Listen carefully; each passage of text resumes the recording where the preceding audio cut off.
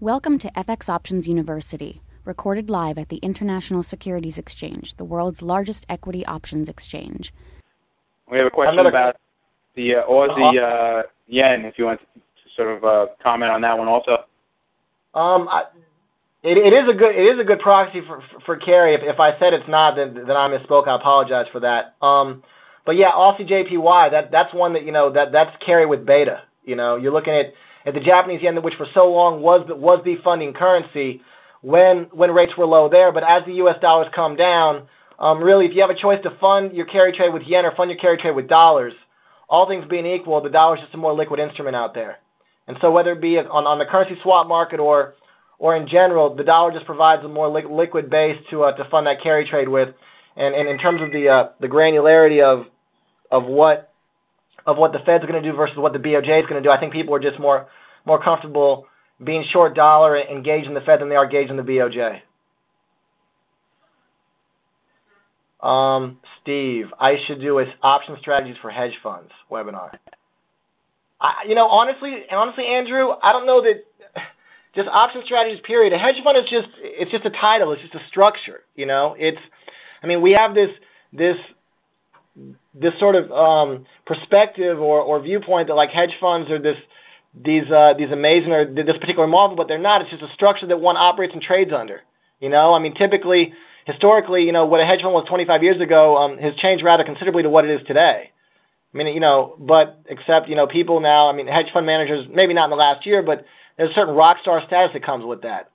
But in reality, there's plenty of good traders that aren't trading the hedge fund structure. They're just working for prop firms, show up in their shorts and T-shirt every day, trade for a firm, collect a paycheck, and call it a day. They don't have to worry about some of the regulatory components behind it and all the reporting. That they just, up or down. AC. And a little background here. Andrew and I were part of a chat room about 9 years ago for TradingMarkets.com. It may be to this day the single greatest chat room I've ever been a part of in terms of the traders that were in there. Are some pretty influential names nowadays on the market. Many of them have actually come and spoken for the ISE as part of the educational workshops you do, which are absolutely great. When's the next one happen? In a day from 2 days, Thursday, right? Thursday. We're doing back to basics. So we're going to start over and really talk about what's an option and all that. And I'll be giving a lot of, I think we're doing 8 of them. So that's something that I guess Andrew thought that might be something for later this year. So we'll see. Hey, John, would you comment on, I get this question all the time when I give presentations, the advantage or the perceived advantage for the hedge fund manager relative to the smaller investor. Many people, I think it's a myth, that they think that there's such an advantage. I like to think that the smaller investor needs to understand, as you said, all the different strategies and the risks of the trades. But if you're trading, let's say 50,000, 10,000, what have you, it's a lot easier to get in and out of trades rather than trading, 100 million, a 10 lot in a $100 million account. That's not going to matter, but a 10 lot in a smaller account does matter. Would you mind talking about how you would impact the markets if you're a smaller investor relative to being a big fish? Sure, and just Carlos, Richard, and Preston, I see your questions. I'll go ahead and get to them in a second here after I answer Steve's question as well. But Carlos, Richard, and Preston, thank you for those. I'm going to first touch on Steve's question on comparing hedge fund structures or fund-to-fund structures versus just outright. And there's some positive benefits to both, Steve. With a hedge fund, clearly you have the chance to commingle funds. All right, so in terms of me earning a pro rata share or a commensurate value of how a fund performs, and able to gain diversification and hire a manager that has a specialization, that's something that I can benefit from. Also, some hedge funds can receive, again, depending on how they're structured, certain exchange fee discounts that, again, from an economies of scale standpoint, you wouldn't get. Like I'll give you an idea. Like I have a Bloomberg, which costs $2,000 a month. TT, $1,500 a month. CQG, $2,000 a month. Okay. My colos, my servers. So I'm talking $8,000 or $9,000 a month in software and expenses and whatnot. That because of the money that I manage, it's well worth it. Okay. It's just a cost of doing business. But if you have a $100,000 account, how are you going to justify a 10% monthly nut to cover those expenses, right? So those economies of scale for someone to invest in that and save their expenses on their own can really, be beneficial. Now, in terms of the sizing requirements, what don't you have with a hedge fund? Well, if I send my money to someone else, where's that capital at? That's with him, not with me. So now I lose control. Now I lose transparency. Now I lose liquidity.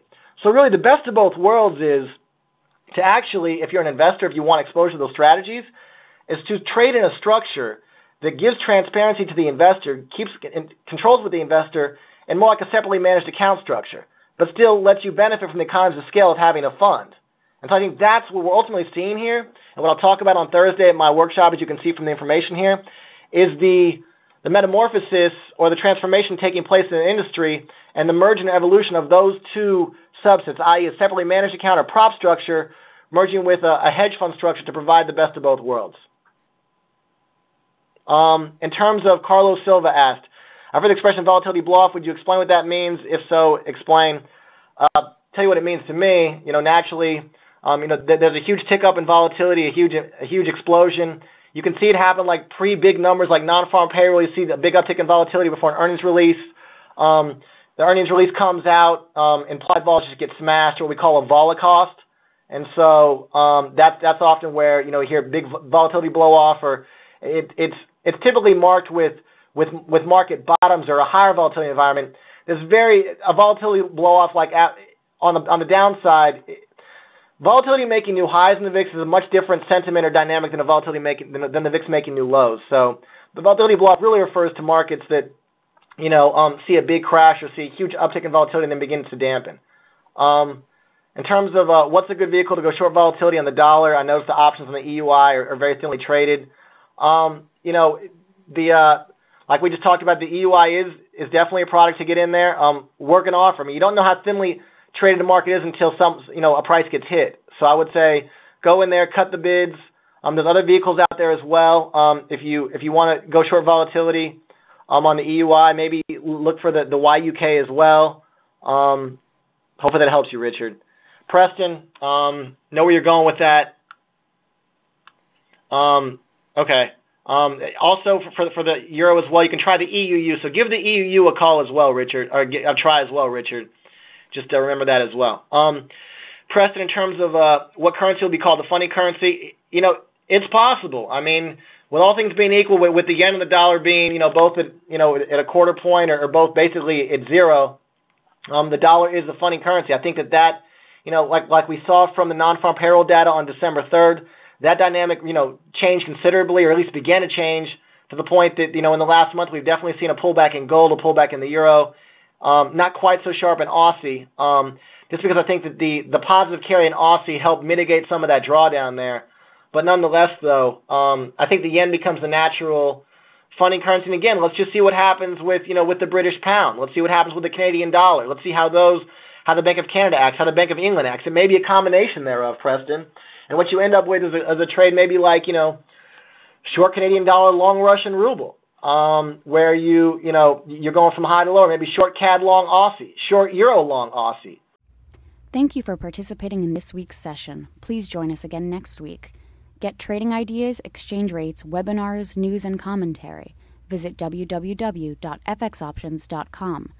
ISE FX options can be easily traded through all options-enabled brokerage accounts.